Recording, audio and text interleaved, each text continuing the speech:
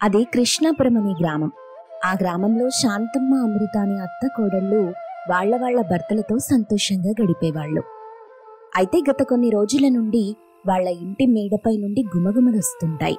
చుట్టుపక్కల వాళ్లకి అవి ఎక్కడి నుండి వస్తున్నాయో అస్సలు అర్థం కాదు.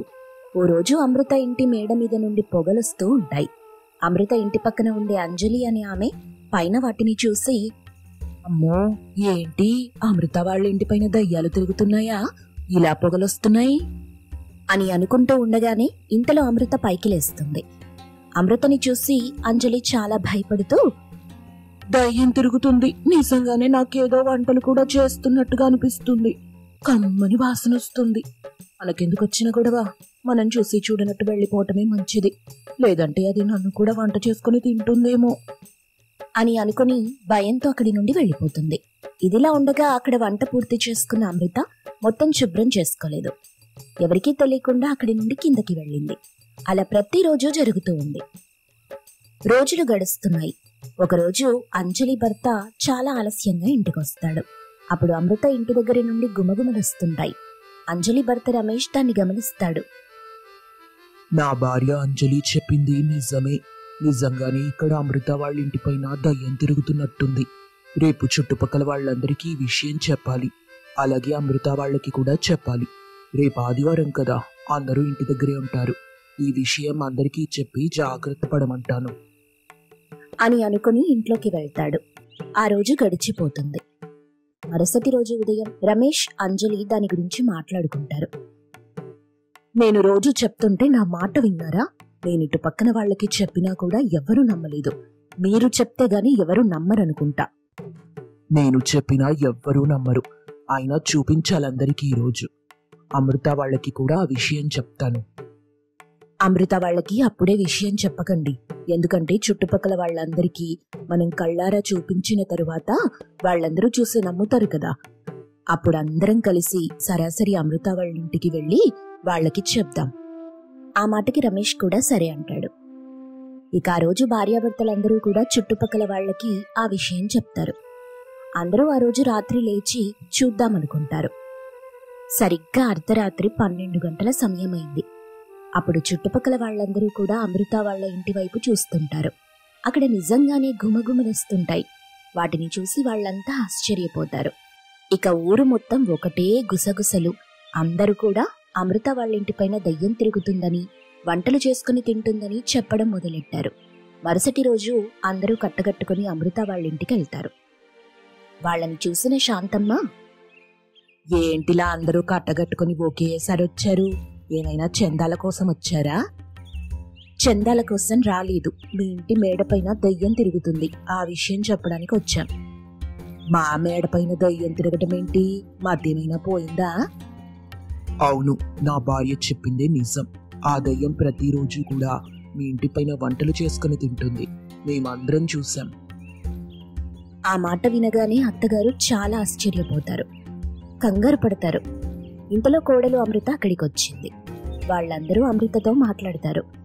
అమృత దాన్ని విని తన మనస్సులో, ఏంటి, నేను వంటలు చేస్తున్నానన్న సంగతి అందరికీ తెలిసిపోయింది. నేనిలా వంటలు చేస్తున్నానన్న సంగతి గాని మా అత్తగారికి తెలిస్తే నా పని గోవింద. ఇప్పుడు నేనేం చెయ్యాలో ఏంటో. ఏంటమృత అలా ఆలోచిస్తున్నావు? నువ్వు నమ్మకపోతే ఈరోజు రాత్రి మీ ఇంటి మేడపైన చూద్దాం, నీకే అర్థమవుతుంది. మీరు చెప్పేవన్నీ అబద్ధాలు. ఈ కాలంలో అసలు దయ్యాల్లాంటివేమీ ఉండవు. అలా అమృత మాట్లాడుతూ ఉండగా వాళ్ళు మేమందరం చూశామని అరుస్తూ ఉంటారు. ఇంతలో అమృత భర్త సుందర్ అక్కడికి వచ్చాడు. వాళ్ళందరినీ చూసి ఏం జరిగిందని అడిగాడు. వాళ్ళంతా జరిగిన విషయం చెప్పారు.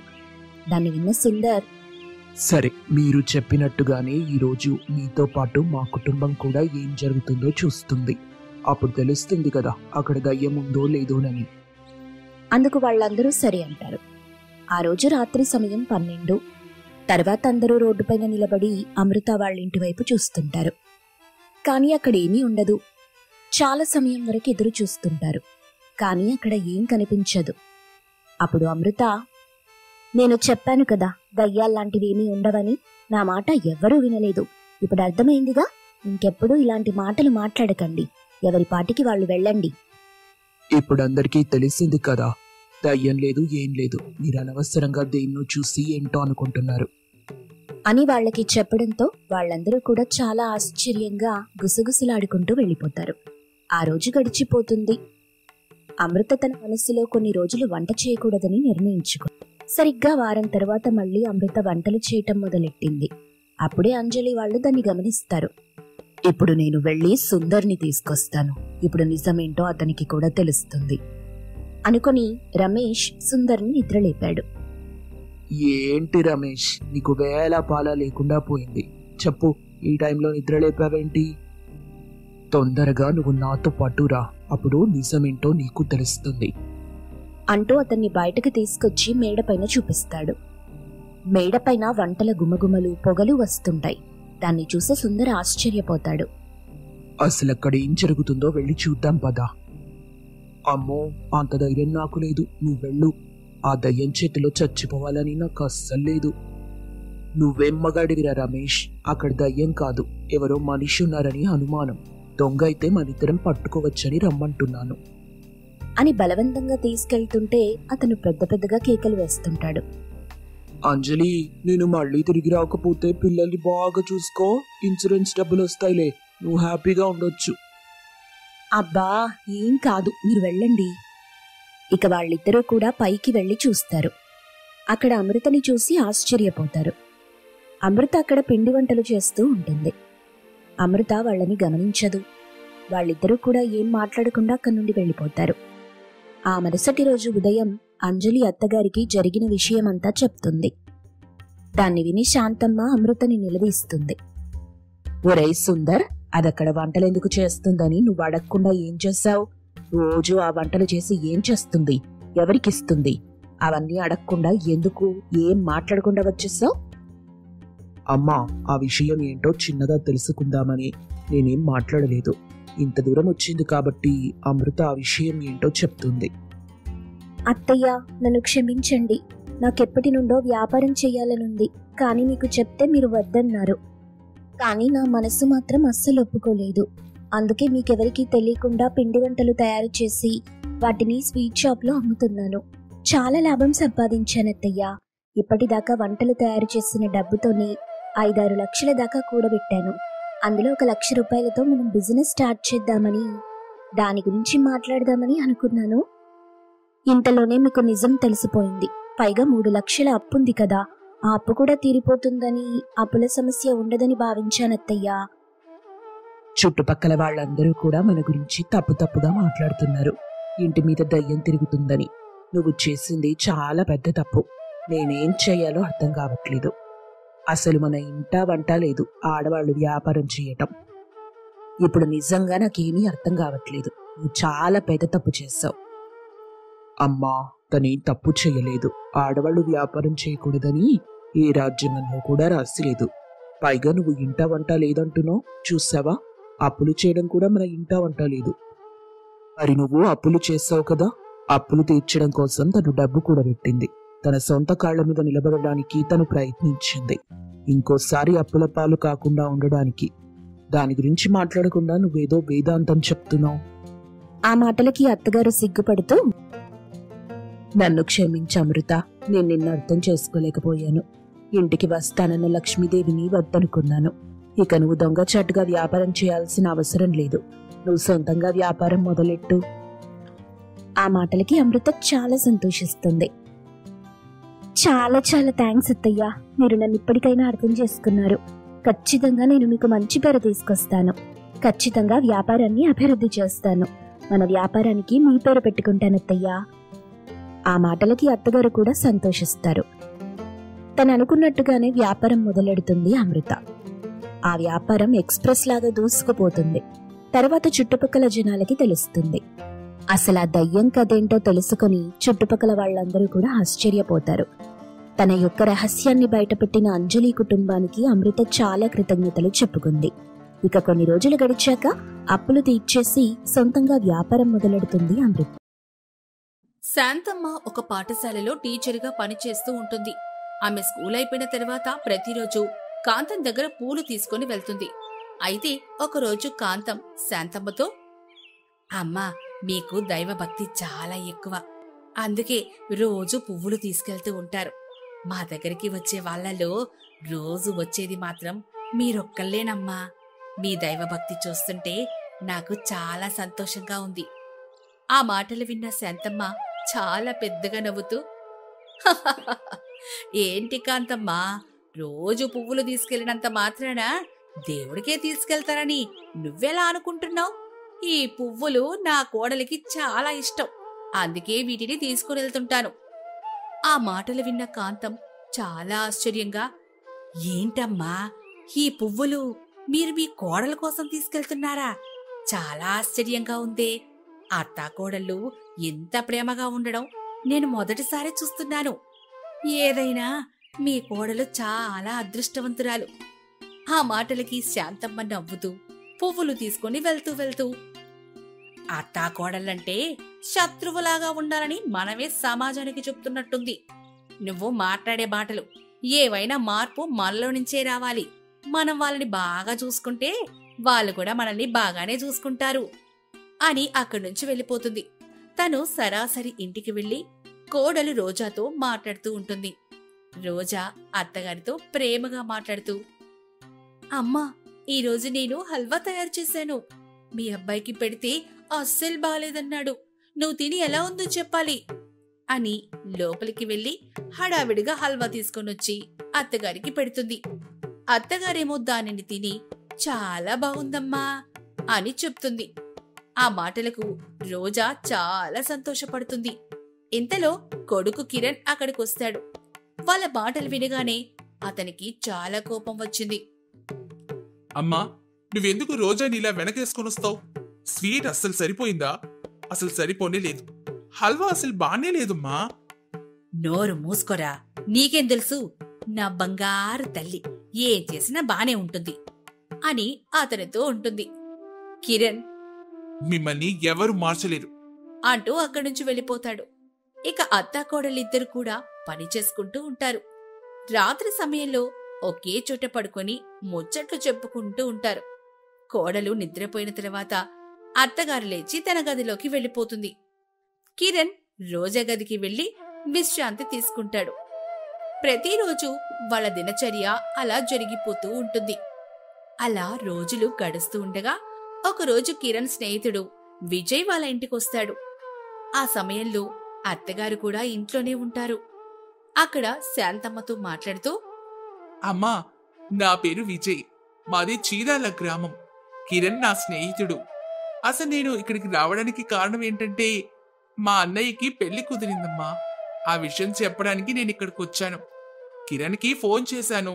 తను ఇంటికే వస్తున్నా అని చెప్పాడు. ఇంటి అడ్రస్ చెప్పాడు. ఇక వెతుక్కుంటూ నేనే వచ్చాను. పాపం, ఎండనబడి వచ్చినట్టున్నావు. జ్యూస్ ఏమైనా తీసుకుంటావా బాబు? నువ్వు ముందు కూర్చో అంటూ అతనికి మర్యాదలు చేస్తూనే, అమ్మా రోజా, కొంచెం జ్యూస్ తీసుకొనిరామ్మా, కిరణ్ స్నేహితుడొచ్చాడు అంటూ కేక వేస్తుంది. వంటగదిలో ఉన్న రోజా, ఆ వస్తున్నానమ్మా అంటుంది. కిరణ్ స్నేహితులందరూ, నాకు తెలుసు బాబు, నేను నిన్ను కొత్తగా చూస్తున్నాను. కిరణ్ పెళ్లికి కూడా నువ్వు రాలేదనుకుంటా కదా? పెళ్లికి పిలిచాడు గాని ఆ సమయంలో మా నాన్నగారికి హెల్త్ బాగాలేదు. అందుకే రాలేకపోయాను. అప్పటినుంచి మళ్ళీ నాకు ఇప్పుడు కుదిరింది రావడానికి అని వాళ్ళిద్దరూ మాట్లాడుకుంటూ ఉండగా ఇంతలోనే జ్యూస్ తీసుకుని వస్తుంది రోజా. రోజా అతనికి జ్యూస్ ఇస్తుంది. ఆ తర్వాత శాంతమ్మతో, అమ్మా, నీకు కూడా తీసుకొనొచ్చాను, తీసుకో అమ్మా అంటూ ఆమె కూడా ఇస్తుంది. ఈ అమ్మాయి మీ అమ్మాయి అండి? నాకెప్పుడు కిరణ్ అతనికి చెల్లెలుందన్న సంగతి చెప్పలేదే. కిరణ్ చేసుకున్న అమ్మాయి ఫోటో ఒకసారి నాకు చూపించాడు. కొంచెం ఇలాగే ఉంటుంది. కిరణ్ చేసుకున్న అమ్మాయి మీకు మేనకోడలా? ఆ మాటలకు వాళ్ళిద్దరూ పెద్దగా నవ్వుతారు. వాళ్ళు ఎందుకు నవ్వుతున్నారో అతనికైతే అర్థం కాక అలాగే చూస్తూ ఉంటాడు. చూడు బాబు, ఇలా నువ్వు అడగడంలో వింతేమీ లేదులే. ఎందుకంటే చాలా మంది మమ్మల్ని చూసి అలాగే అనుకుంటూ ఉంటారు. తను నా కూతురేం కాదు, నా కోడలు, కిరణ్కి భార్య. అంతే. ఆ మాటకతను ఆశ్చర్యంగా అలాగే చూస్తూ, మరి అమ్మా అమ్మ అని పిలుస్తుందేంటి? అని అడగాలని ప్రయత్నిస్తూ ఉండగా ఇంతలోనే కిరణ్ వచ్చేస్తాడు. విజయ్, కిరణ్ ఇద్దరూ మాట్లాడుకుంటూ అలా బయటికెళ్ళిపోతారు. వాళ్ళు అలా బయటికెళ్ళిన తర్వాత విజయ్ రోజా సంగతి అడుగుతాడు. ఏం లేదురా, నా భార్యకి తల్లి లేదు. చిన్నప్పటి నుంచి తండ్రి అల్లారు ముద్దుగా పెంచుకున్నాడు. మా మామయ్య మరో పెళ్లి చేసుకుంటే ఎక్కడ రోజాని ఆమె హింస పెడుతుందో అనే భయంతోనే పెళ్లి కూడా చేసుకోలేదట. తల్లి లేని తనకి మా అమ్మే తల్లయిందిరా. ఆ మాటలు విని అతను చాలా సంతోషంగా, మీ అమ్మగారి లాంటి అత్తగారిని నేనెక్కడ చూడలేదురా. ఆమె మనసు చాలా గొప్పది అంటూ పెళ్లి గురించి చెప్పి అక్కడి నుంచి వెళ్ళిపోతాడు. కొంత సమయం తర్వాత కిరణ్ కూడా ఇంటికెళ్తాడు. ఇంటికి వెళ్లే సమయానికి పక్కింటి వాళ్ళకి, ఆ కుటుంబానికి చిన్న గొడవ జరుగుతూ ఉంటుంది. ఎందుకు మీరు మా అమ్మాయిని అనాలి? చెప్పండి. నీళ్లు పట్టుకోవడానికొస్తే ఏదో మాటలు మాట్లాడుతున్నారంట. అలా ఇంకెప్పుడు మాట్లాడద్దు. అసలు గొడవకు కారణం మీరే. ఇంకెప్పుడు మా అమ్మాయి జోలికి రావద్దు. అబ్బో, కడుపుడు పుట్టిన కూతురులాగా మాట్లాడకమ్మా. మాకు కోడళ్ళొచ్చారు, మేము మొదటాలని అలాగే చూసుకున్నాం. ఇప్పుడు మా నెత్తికి కూర్చున్నారు. కోడల్ని ఎక్కడ పెట్టాలో అక్కడే పెట్టు. నీకు అంత మంచిది కాదు. ఏదో నీ మంచి కోసం చెప్పాను. ఇందులో మంచి ఏముంది, చెడే ఉంది. అట్టా కోడళ్ల మధ్య చిచ్చు పెడుతున్నారు అంటూ చాలా కోపంగా తిడుతూ ఉంటుంది. ఇంతలో కిరణ్ ఆ గొడవను ఆపి అమ్మని, భార్యని లోపలికి తీసుకెళ్తాడు. అక్కడ ఏం జరిగిందమ్మా అంటూ అడుగుతాడు. అప్పుడు రోజా, మంచినీళ్లు తీసుకొద్దామని నేను వెళ్ళానండి.